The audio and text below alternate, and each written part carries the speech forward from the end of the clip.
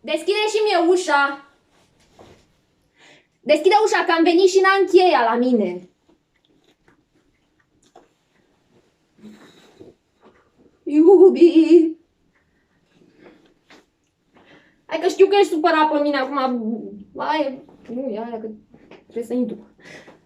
Mărturisesc că am greșit, ai tot dreptul să te supăr pe mine. Acum nu poți să mă lași în fața ușii pe scara blocului. Ce să mă iartă-mă. Nu mă lași, nu?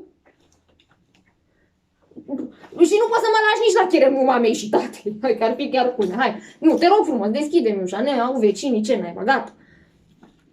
Nu vrei?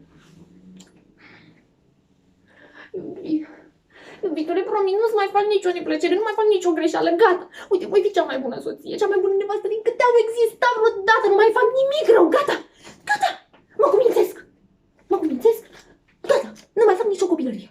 Promit, din toată inima mea promit. E adevărat, nu m-am folosit de somnul dumitale și am ieșit și m-am văzut cu o persoană pe care o știi, dar nu asta e important. Important e să-mi dai tu drumul și să mă ierți și să ai bunăvoința să deschizi. Te rog. Ce să...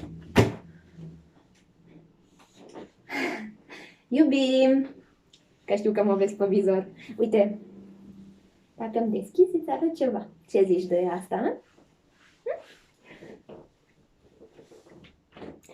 Dacă îmi deschizi, îți spun ce am aflat la petrecere, mamă, Doamne, îți spun ce am aflat și îți și are ceva, hă?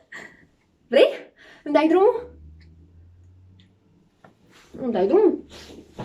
Foarte bine. Mamă, trătul, nu citești că mine acasă. Și o femeie dusă la disperare, este să facă orice. Uită-te la mine când vorbesc cu tine. Bă, nevoită, să vă sinucid în fața dumitale cu acest cuțit. Gata, s-a zis, s-a terminat, mă omor în fața dumitale. Ți-ar vrea... Ce, s-a venit de la petrecere, da? Vă pup, Doamne ajută. Niciodată. Nu mă rogitule.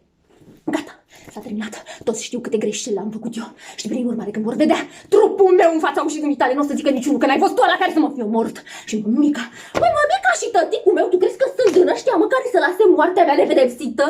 O, nu, că o să cad asupra ta toată nenorocirea dacă nu deschizi ușa în momentul ăsta. Gata, s-a zis, s-a terminat, mă omor! Mă omor! Deschide ușa, animalule! Lasă o tânără femeie în stradă.